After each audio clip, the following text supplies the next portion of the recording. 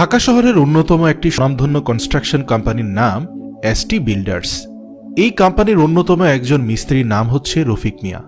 তার সাথে সকল আর্কিটেক্ট ইঞ্জিনিয়াররা কাজ করতে খুবই পছন্দ করত, কারণ দক্ষতা, যোগ্যতা আর নির্মাণ শৈলী দিয়ে তিনি কোম্পানির প্রত্যেকটা মানুষকে ইমপ্রেস করেছেন।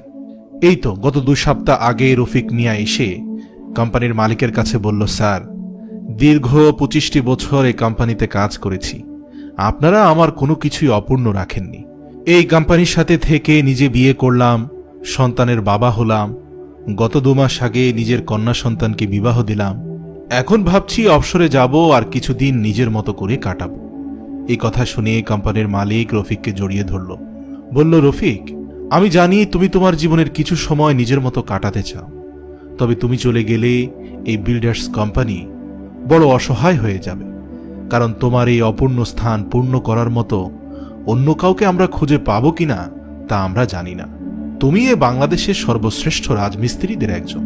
তবে যাওয়ার পূর্বে তোমার কাছে আমার একটা অনুরোধ।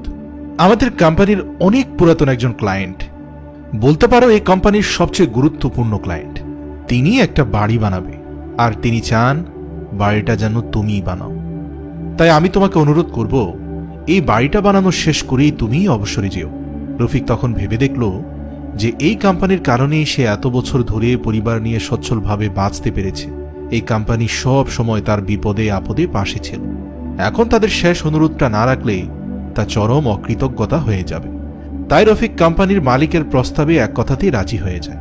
তবে জীবনভর অন্য বাড়িগুলো তৈরিতে রফিক যতটা পরিশ্রম করেছে, জীবনের শেষ বাড়িটি তৈরিতে তার অর্ধেকটাও সে করতে পারেনি। রফিক নিজেও বুঝতে পারছিল তার গোটা কর্মজীবনে এমন বাজে বাড়ি বানায়নি সে।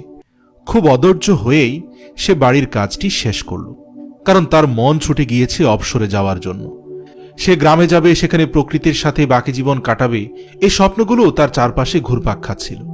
তো যাই হোক, বাড়িটি দেখে মনেই হচ্ছিল না এটা রফিক মিস্ত্রির কাজ, কারণ কাজটা তিনি মনোযোগ দিয়ে করেননি।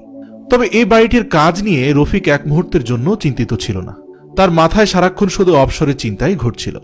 বাড়ির কাজ শেষ করে চাবিটা কোম্পানির মালিকের হাতে বুঝিয়ে দিতে যাওয়ার পর কোম্পানির মালিক মৃদু হেসে বললেন, চাবি ফেরত দিতে হবে না, ওই বাড়িটা তোমার। তুমি এত বছর ধরে নিষ্ঠার সাথে আমাদের এই বিল্ডার্স কোম্পানিকে এত উপরে নিয়ে এসেছ, তোমার কারণেই আমাদের কোম্পানি আজ খ্যাতি এবং জনপ্রিয়তা পেয়েছে। তাই কৃতজ্ঞতা স্বরূপ কোম্পানির পক্ষ থেকে বাড়িটা তোমাকে উপহার দেওয়া হলো। এই শুনে রফিক যতটা খুশি হলো, ঠিক ততটাই কষ্ট পেল। সে মনে মনে আফসোস করতে লাগলো, ইস, বাজেটের তো কোনো অভাব ছিল না, আমি আর একটু ধৈর্য নিয়ে পরিশ্রম করলেই কত সুন্দর একটা বাড়ি বানাতে পারতাম নিজের জন্য। কি ভুলটাই না করলাম। নিজের কর্মদোষে একটা অভিজাত বাড়ির মালিক হতে না পারার দুঃখ রফিককে মৃত্যুর আগ পর্যন্ত পড়িয়েছে। প্রিয় দর্শক, এই গল্পটির মূল শিক্ষা হলো, জীবন আপনাকে আপনার প্রতিটা পদক্ষেপের প্রতিদান দেবে। অনেকে ভাবেন, সারা জীবন তো নিয়ম পালন করেছি, এখন একটু নিজের মতো করে চলি না, কিন্তু এটি সঠিক কথা নয়। একটি মুহূর্তের অনিয়মের জন্য আপনাকে প্রতিদান দিতে হবে। প্রত্যেকটি দায়িত্বের ব্যাপারে আমরা আল্লাহর কাছে জিজ্ঞাসিত হব।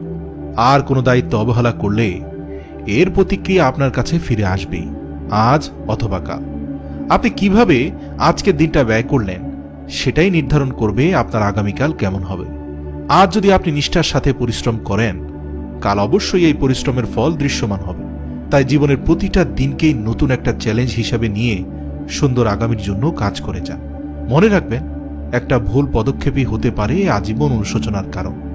আর কোনো দায়িত্ব যথাযথভাবে পালন করতে না পারলে সেই দায়িত্ব কখনোই হাতে নেবেন না।